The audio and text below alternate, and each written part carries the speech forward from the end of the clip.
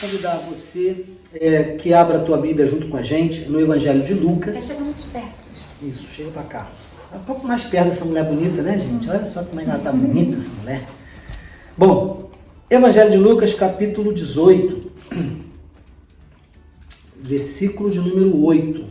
Parece que hoje é o dia de falar das viúvas, né? É verdade, porque a gente já falou aqui de 2 viúvas. Importante isso, interessante frisar, né? Versículo 8 do Evangelho de Lucas, capítulo 18, diz assim, olha, a palavra do Senhor. Digo-vos que depressa lhes fará justiça. Contudo, quando vier o Filho do Homem, achará porventura fé na terra? Senhor Deus e Pai, te louvamos por esses momentos que o Senhor nos concedeu. Amém. De que estivéssemos aqui reunidos na nossa casa, mas juntamente com os nossos irmãos que acompanham esse vídeo, acompanham essa ministração da Tua Palavra, nós percebemos, sim, nitidamente a presença do Teu Espírito Santo. Amém. E a direção do Senhor para o que estamos fazendo aqui, assim como também muitos servos do Senhor têm feito em seus lares, em suas igrejas, nessa dificuldade que temos tido de estarmos reunidos. Óbvio que há um propósito da parte do Senhor em todas essas coisas e nós temos procurado entender este tempo e entender o desejo do teu coração. Amém. Queremos trazer aqui uma palavra a Deus revelada do Senhor ao teu povo, a cada um dos teus filhos que ouvem esta ministração, que o teu Espírito Santo, que como diz a tua palavra, é Ele mesmo quem convence o homem da justiça, do pecado, do juízo, de todas as coisas, possa completar esta obra no coração de cada um de nós. Nós oramos, Senhor, abençoando a Tua palavra, orando em nome de Jesus. Amém? Amém. E amém. Amém. Muito bem.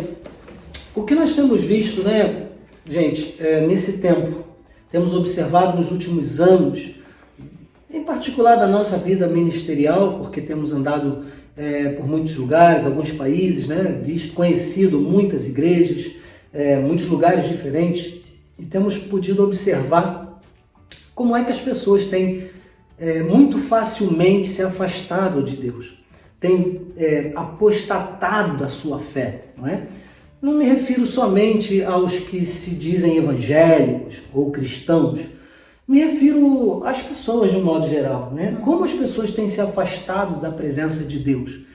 Você sabe que há muita gente, pelo menos no Brasil é assim, talvez em outros países também, existem aqueles que são simpatizantes, né, de Deus. Isso, amigos do Evangelho. Amigos do Evangelho que creem em Deus de alguma forma, mas não tem aquele compromisso com Ele, né? Até essas pessoas têm se afastado dessa fé, ou dessa suposta fé. Tem se afastado das coisas ou de tudo que direciona a Deus. E por que será, pastora, que essas pessoas têm se afastado tanto, até dentro das nossas igrejas também, muita gente, né, se afastado de Deus, deixado a sua fé?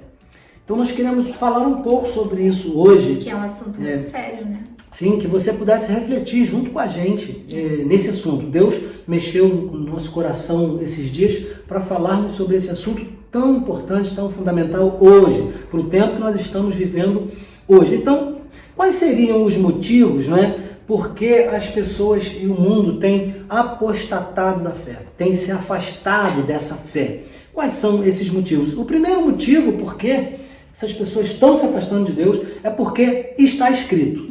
Em primeiro lugar, porque o nosso Deus é soberano e o que Ele disse será feito. É verdade. A forma como Deus disser vai acontecer. Então o apóstolo Paulo, em 2 Tessalonicenses, diz, está escrito.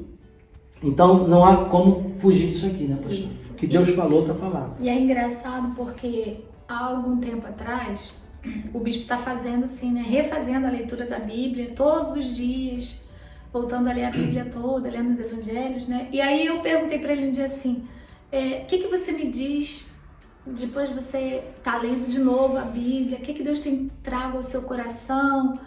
Me resuma em uma palavra, o que está acontecendo com o mundo hoje? E ele me disse assim, olha, a minha visão, o meu sentimento que eu tive diante de tudo que está acontecendo e lendo aqui as escrituras, é que a maior praga deste século é a incredulidade.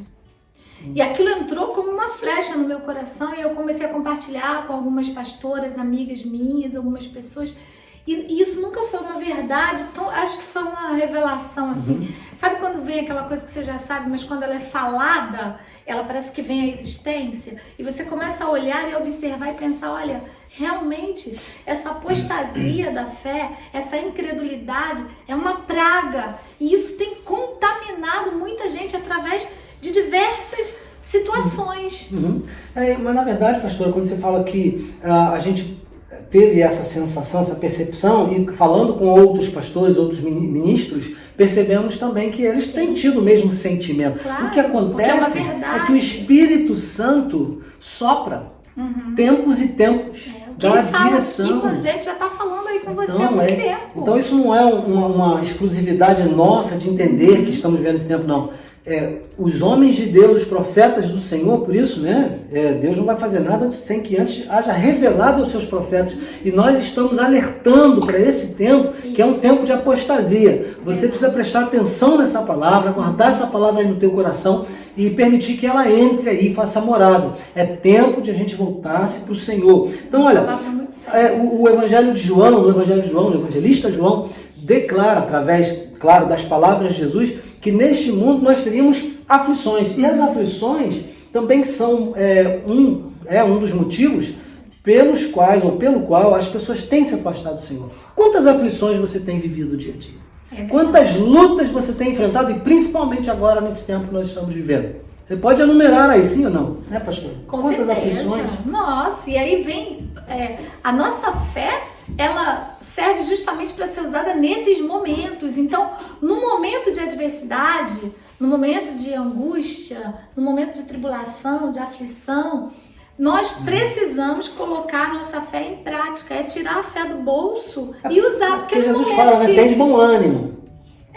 Tem de bom ânimo. Não tem as aflições. Tem de bom ânimo. Eu venci o mundo. O bom ânimo é para esse momento, resistir, no momento para resistir. das aflições. Então, as aflições também são motivos, não é? A falta de conhecimento, segundo o que diz o profeta Oséias, lá no seu livro, diz que é falta de conhecimento. O meu povo perece por falta de conhecimento. Então a gente precisa conhecer a vontade de Deus, gente. A gente falava essa semana sobre uma tribo, né? A tribo de Zaccar. A tribo de Zaccar, que era entendida nos tempos. E olha, o Espírito Santo está soprando nesse momento, nesse período. Tempo de buscar Deus. Que é tempo de voltar-se para o Senhor, que é tempo de abrir os olhos, que é tempo de abrir o coração e se apresentar diante do Senhor. Então, olha, nós precisamos conhecer. Você precisa conhecer a vontade de Deus, porque se você não conhece a vontade de Deus, você vai ser levado por qualquer coisa. A tua fé vai ser abalada. O mundo oferece, né? Sim, claro. O mundo oferece a tarefa do mundo um monte de mentiras, de verdades distorcidas. O mundo, ele oferece como é que se chama? As fascinações. E as falsas doutrinas? Tem as falsas doutrinas. Acautelai-vos dos falsos profetas, não é isso? É tanta coisa que o mundo oferece para que você se afaste do caminho do Senhor, que se você não tiver o seu coração guardado e você não conhecer a palavra, você vai acabar acreditando que aquilo ali é bom, que aquilo ali pode, que aquilo ali é certo. Porque nesse tempo, o que é certo está ficando errado, o que é errado está ficando certo. Como é que você vai saber distinguir isso se você não tiver conhecimento da verdade? Muitos têm sido levados por isso, né? Porque não conhece a achar que realmente o que é errado agora é certo. Eu já vi gente citando para mim, inclusive, verdades como se estivessem escritas na palavra. E eu pergunto assim, mas onde é que está isso? Você pode me mostrar? Porque eu nunca li. E a pessoa fala, mas eu pensei que estava na Bíblia, não conhece a palavra. E aí vive uma vida errada. Inclusive esses amigos de Deus aí, né? E se você estiver me ouvindo, recebe com muito carinho, porque nós não estamos aqui para julgar ninguém, mas nós estamos aqui para alertar. Eu tenho pessoas amadas minhas que são também amigos do Evangelho, que gostam muito da gente. Familiares, inclusive. Né? Que são muito nossos amigos, que são pessoas da minha família e que quando eu preciso abençoam nossos projetos e que nós oramos e intercedemos por essas pessoas. Mas olha, nós não somos Deus. Não adianta você cuidar muito bem da tua família, de alguém que é cristão, cuidar de um casal de pastores, se você não tiver o seu relacionamento em Deus. Você precisa buscar o conhecimento.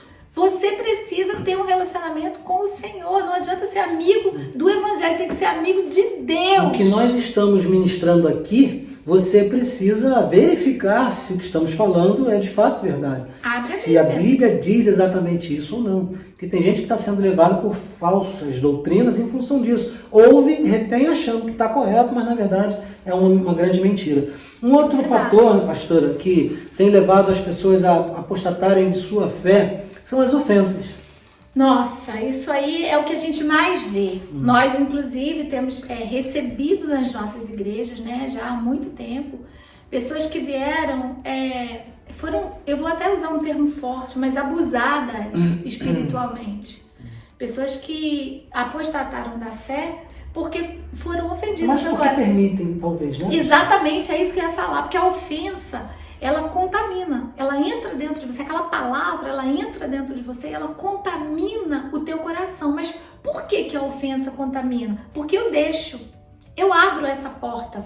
Porque nenhuma palavra de ofensa vai entrar em mim se eu não deixar. Então, eu costumo dizer, né, pastor, se alguém diz assim pra mim, nossa, mas você tá tão feia com essa blusa hoje, e quando eu coloquei essa blusa, eu me senti bonita. Não importa se você acha que eu tô feia, eu tô bonita e acabou. Eu acho que ela tá bonita e ponto final. Pronto. Agora, se eu já coloquei a blusa e falei assim, nossa, essa blusa não tá legal, essa blusa tá meio feia. E aí eu encontro alguém e falo assim, nossa, tá tão feia com essa blusa, eu vou me sentir ofendida. E eu vou ficar chateada com aquela pessoa, porque ela disse que a blusa estava feia. Quer dizer, a pessoa fez um comentário, mas eu permiti que aquela ofensa entrasse dentro de mim. Eu já tinha um ambiente aqui preparado para receber aquela palavra de ofensa. Sim, olha um exemplo muito interessante da palavra também, né? Porque o que nós estamos discutindo aqui é se a ofensa eu a recebo ou não. Talvez, às vezes, acontece de a pessoa que deu a palavra, às vezes não é uma palavra para ofender, às vezes é uma palavra de correção. Exato. E você recebe mal aquela palavra e você se ofende. Por exemplo, a história lá do jovem rico. Pois Aquele jovem, ele foi embora triste, mas muito provavelmente ele ficou ofendido com aquela palavra que ele recebeu de Jesus, que foi uma palavra de confronto, uma palavra confrontativa. E quantas vezes a gente recebe uma palavra que é para correção? Deus corrige aqueles a quem Ele ama. E a gente sai ofendido. Às vezes o pastor dá uma palavra, né, um ministro, uma palavra para te abençoar, e você fica ofendido. E vai embora. E vai embora. A ofensa, cuidado, porque essa falsa ofensa está levando muita gente para longe da fé. E você não pode ser uma dessas pessoas. E, ao contrário, né, tem palavras que realmente têm ofendido. Né? Claro, tem. Mas antes de entrar na palavra que ofende, eu queria dizer uma coisa. Além de você deixar a ofensa entrar dentro do seu coração, sabe o que vai acontecer também? Essa ofensa, quando ela entra, ela faz de você uma vítima. E não tem coisa pior do que uma pessoa que se sente vitimizada o tempo todo. Você conhece alguém assim? Que é sempre vítima?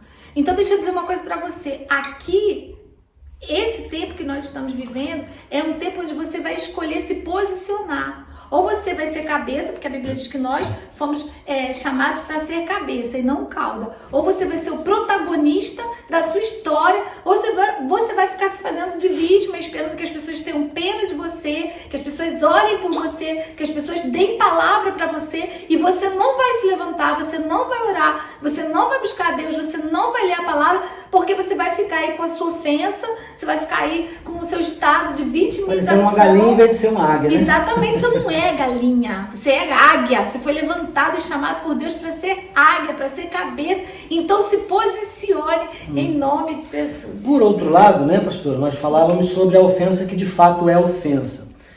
Aí falando de liderança, esse é um assunto delicado, mas nós, como profetas de Deus, nós não podemos deixar de falar nesse assunto. Não sei se algum pastor vai assistir esse vídeo, vai se sentir ofendido. Aí não pode, ou porque se vai ser uma verdade para ele. Presta bem atenção. Tem o outro lado da moeda. Tem muita liderança, infelizmente, hoje, que tem deturpado a vontade de Deus, a palavra de Deus, e tem se aproveitado das ovelhas do Senhor. E Deus fala, através do profeta Jeremias, uma palavra muito dura sobre esse assunto e Deus vai corrigir esses homens Isso. que têm usado de sua autoridade delegada de Deus para usurpar as coisas que pertencem às ovelhas. Bom, Porque essa ofensa para a ovelha vai através, né? Quais são as reclamações que uma pessoa, por exemplo, usa para deixar uma igreja? Má gestão financeira. são um dos principais assuntos, né? Que ferem muitas pessoas. Muito. Abuso de autoridade. Não é verdade? Sim. E a hipocrisia. E Que a às vezes a hipocrisia. pessoa do púlpito prega uma coisa, ensina uma coisa, cobra uma coisa, mas não vai consegue pecar. fazer, não consegue pôr em prática aquilo que ele mesmo fala. Você sabe que o problema de Jesus com os sacerdotes era exatamente esse? Com os escribas e os fariseus? Porque cobravam daquele povo Aquilo que eles não algo que eles praticavam. não conseguiam eles mesmos praticar. Então, o problema deles era a grande hipocrisia. E hoje, quantas vezes nós temos observado isso, né? Nos meios aí, pastores de nome, não quero julgar ninguém, não quero citar nome de ninguém, mas infelizmente essa é a verdade. Existe um sistema instalado na igreja que precisa ser extirpado, precisa desaparecer. Em nome de Jesus, que para esse igreja. tempo não vai subsistir mais. E até voltando um pouquinho com relação à ofensa, eu lembrei de um ditado popular que diz assim: se a pessoa se ofende, é porque a carapuça serve. Claro. Né? E se a carapuça serve, ao invés de se ofender, faz uma reflexão. Pensa aí como é que tá a tua vida com Deus, como é que tá o teu ministério. Não só para pastores e líderes, não. Para você como marido, para você como esposa, para você como filho, como filha, como servo, né? Como empregado lá no seu trabalho. Como é que está você diante de Deus em relação a esse abuso de autoridade, em relação a essa má gestão daquilo que Deus tem colocado nas tuas mãos? Porque Deus, quando Ele coloca bens, autoridade, fama, quando Ele coloca em suas mãos recursos, é para que você possa administrar com sabedoria, com misericórdia, com bondade. Você não pode se sentir superior ao seu próximo, porque o que nós temos visto é isso. Muitas pessoas ofendidas, perdidas, extraviadas por falta de amor, por falta de cuidado, por falta de alguém que realmente estivesse alinhado com Deus, andando ali, cumprindo aquilo que é o desejo do coração do Pai, mas ao invés disso fazendo a sua própria vontade, se perdendo no seu egoísmo, se perdendo na sua soberba, na sua ganância, se perdendo às vezes em um autoritarismo, não é verdade? Sim, nós queremos dizer para você que é ministro e que talvez esteja sendo ofendido por essa palavra, toma cuidado e muda de direção. Porque se você não fizer isso, Deus vai arrancar você, vai cortar você e vai jogar você no fogo. É isso que vai acontecer. Dura essa A intenção nossa não é ir nessa direção, mas o Espírito Santo tá falando aí, tá ministrando pra gente, né? E por que a gente tá falando isso, né? Porque nós somos pastores também. A Bíblia diz que a quem muito é dado, muito será cobrado. Mas a Bíblia também diz assim: o que adianta você ganhar o mundo inteiro e perder a sua alma?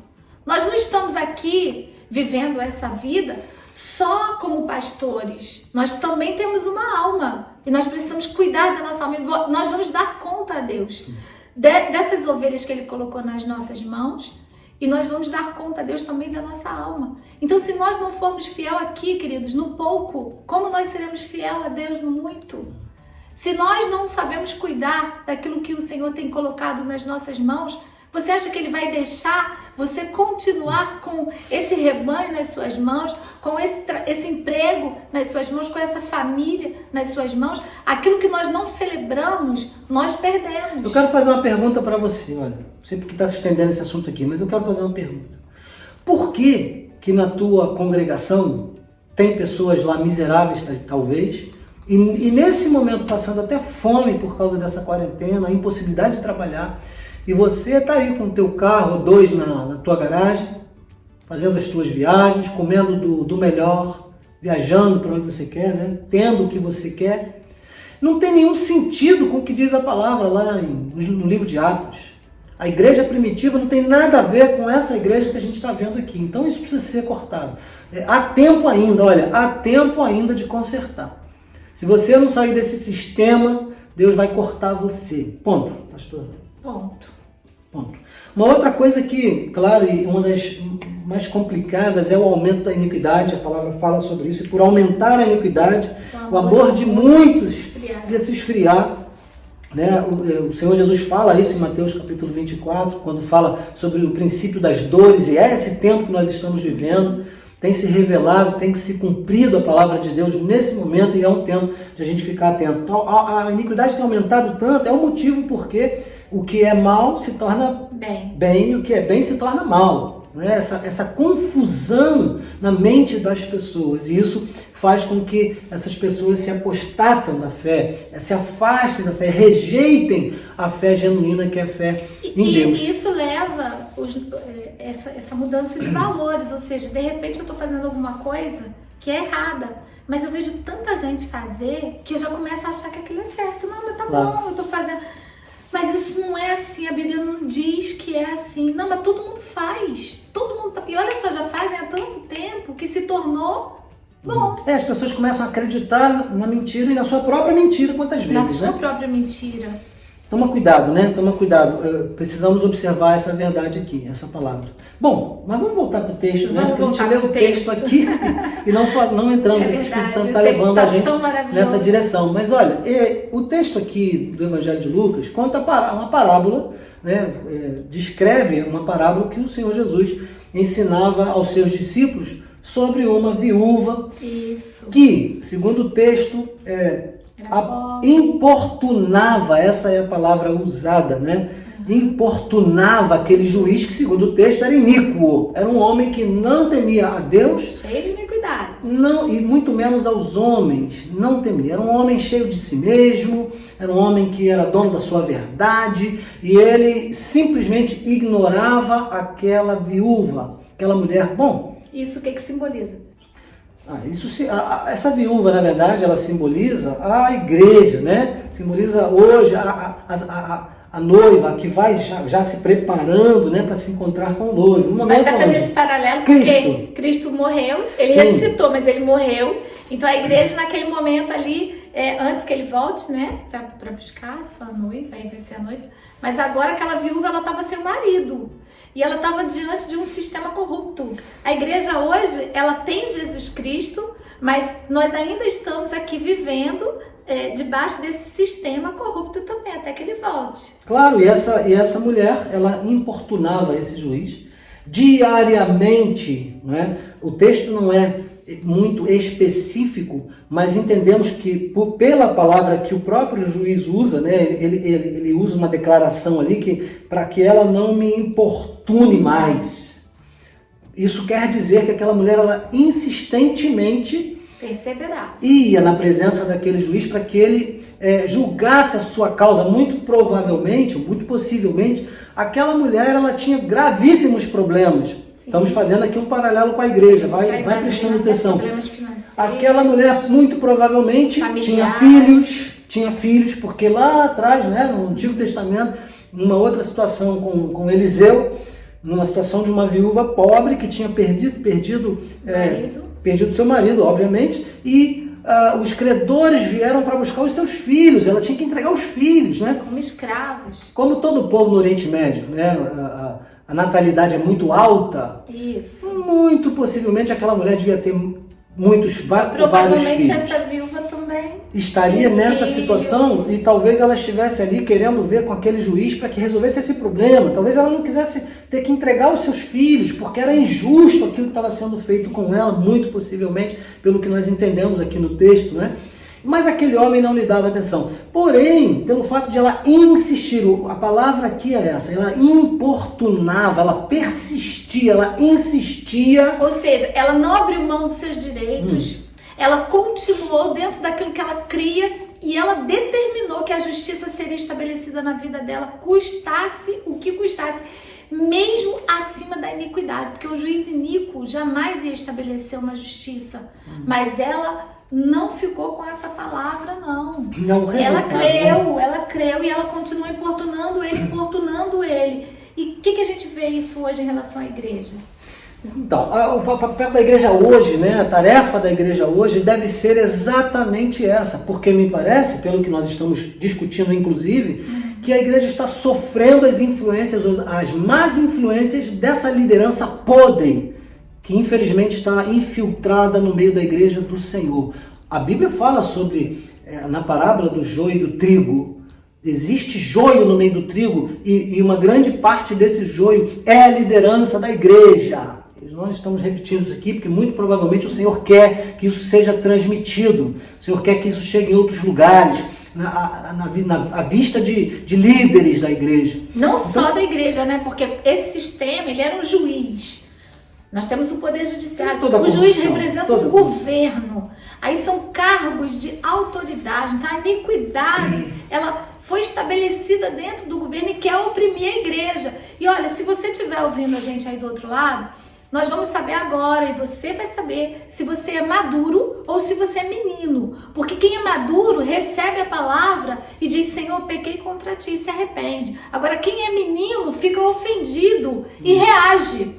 Não é verdade, bispo? Sim. Nós precisamos reagir, mas não nesse sentido. A nossa reação, querido, tem que ser a que nós temos, é reação de humilhação. Nós, como igreja, temos. É a reação de humilhação, de quebrantamento, de arrependimento. A guerra não é carne e sangue, tá bom? Não é. É espiritual. Isso é algo sobrenatural que está acontecendo nesse tempo e a igreja precisa se levantar com a atitude de fazer essa guerra. Claro que nós vamos dar a nossa opinião, talvez defender o evangelho. Deus não precisa que o defendamos, ok? Mas defendemos os princípios de Deus. Eu defendo os meus princípios, então eu coloco a minha palavra. Talvez aí no Facebook você coloque uma postagem, um vídeo, fale a respeito de um assunto para defender a palavra de Deus, para defender os princípios da palavra de Deus que nós cremos. Não vou defender a Deus porque Deus não precisa disso. Mas dessa forma nos levantamos, principalmente espiritualmente. Nós precisamos orar e jejuar, entregar a nossa nação aos pés do Senhor. Nós estamos aqui em Portugal, então estamos entregando Portugal nas mãos de Deus, toda a Europa nessa pandemia, toda essa situação, orando, jejuando pelos povos,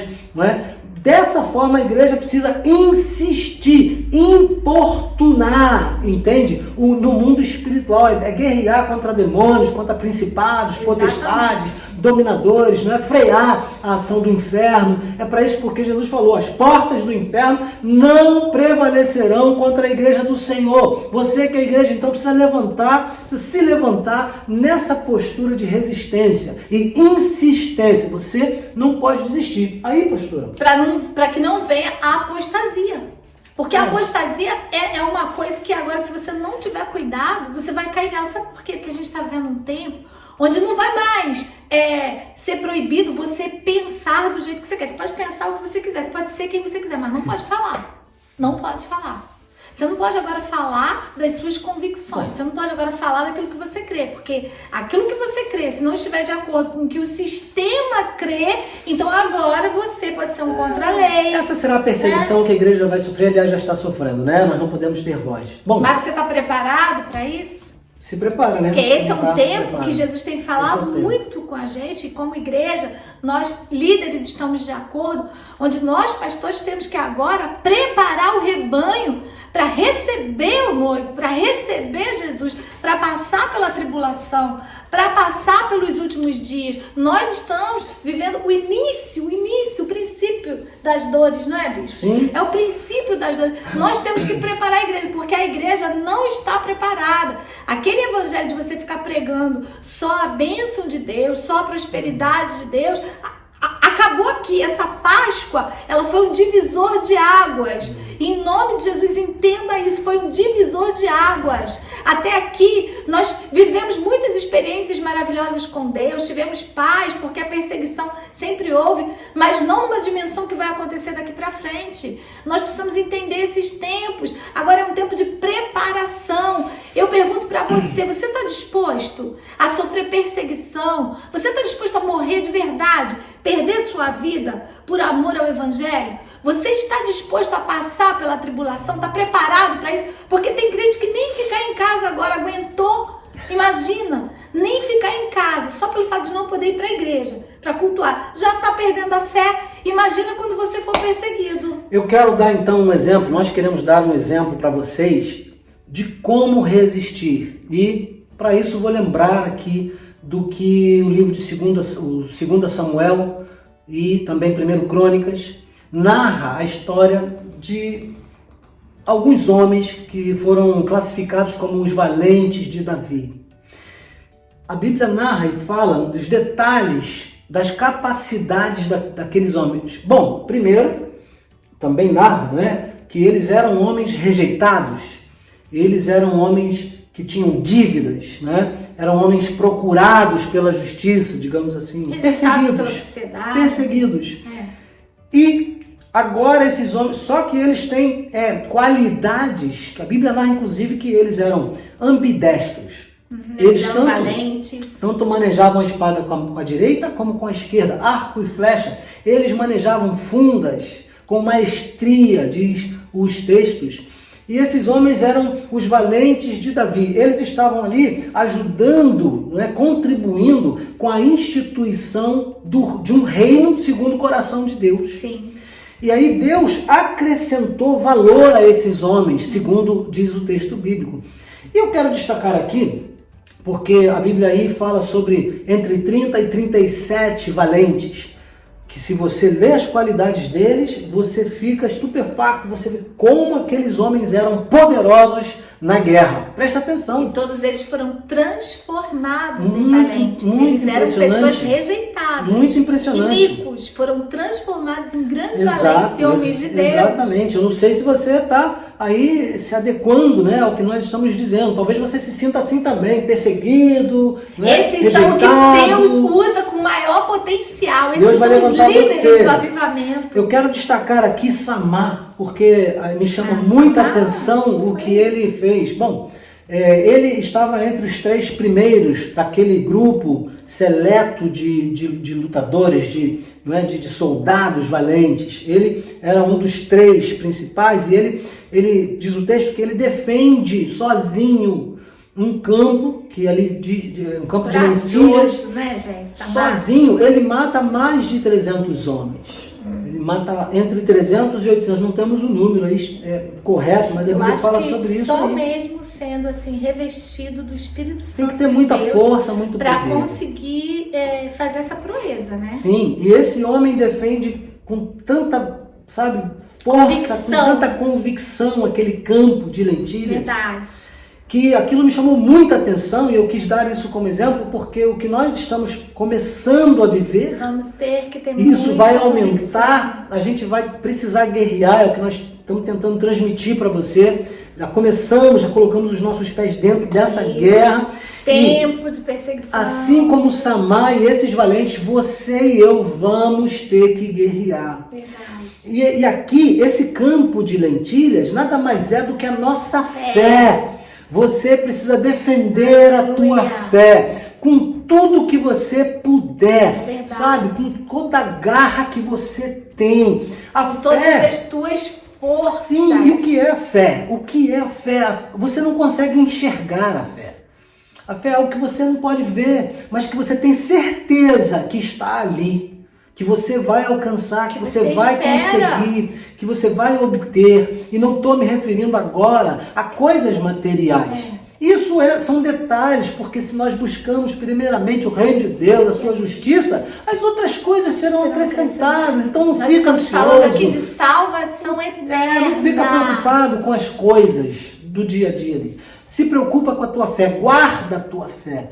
Não encerramos a carreira, como o apóstolo Paulo declara. Nós ainda nós cantamos aqui, vivo neste mundo, mas a ele não pertenço, eu estou de passagem. Quero ir embora, eu quero ir, eu tenho vontade, A gente clama, Maranata, lá vem Senhor Jesus, mas olha, enquanto não somos arrebatados, nós precisamos guerrear e nós queremos convocar a igreja do Senhor, nós queremos convocar você a que mantenha, que defenda a tua fé.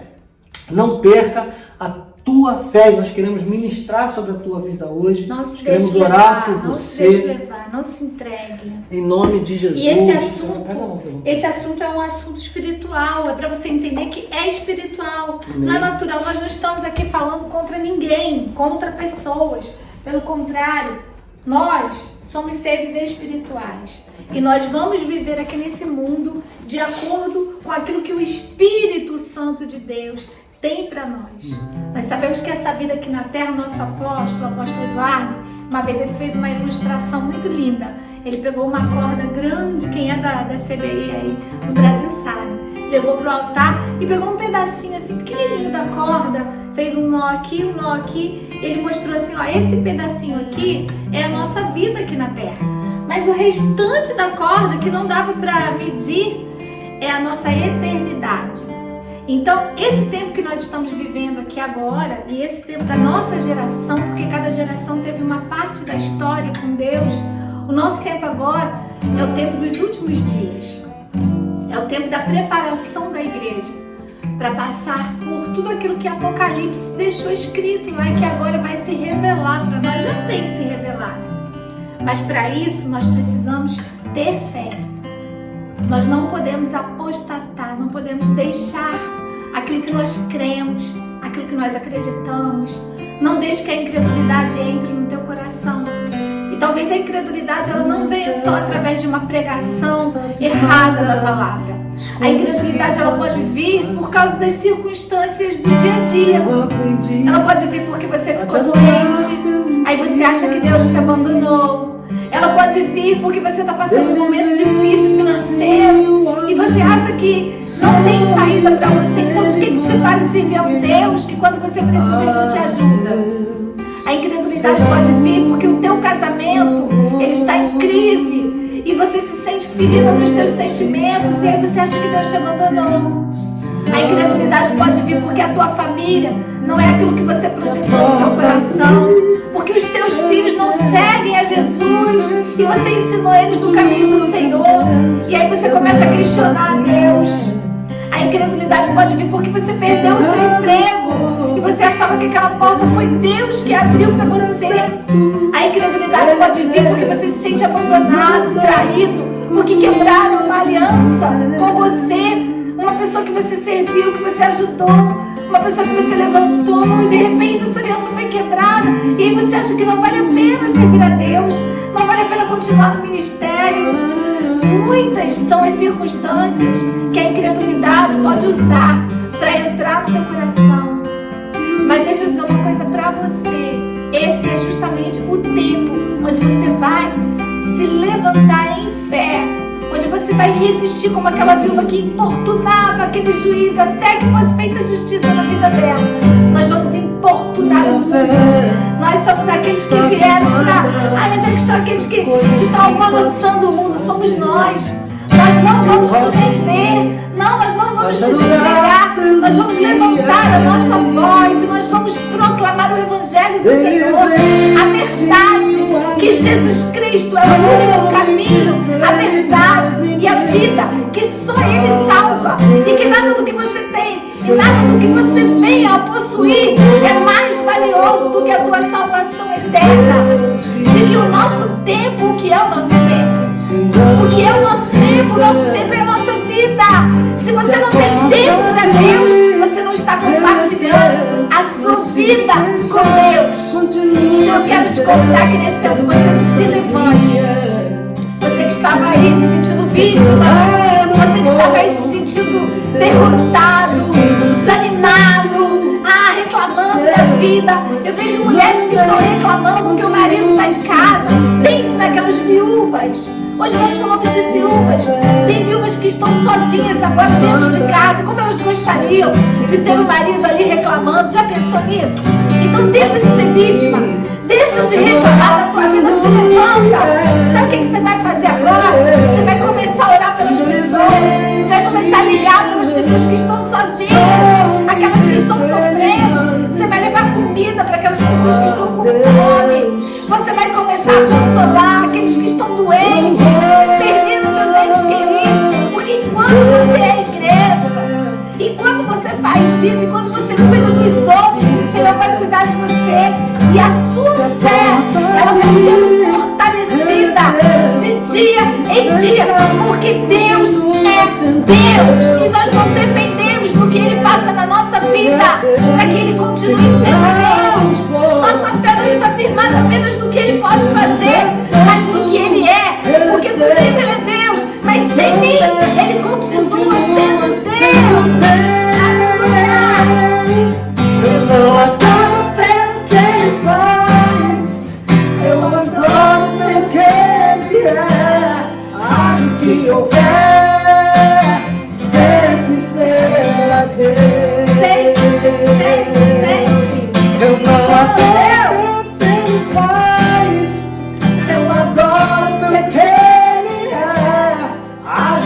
houver, sempre será Deus.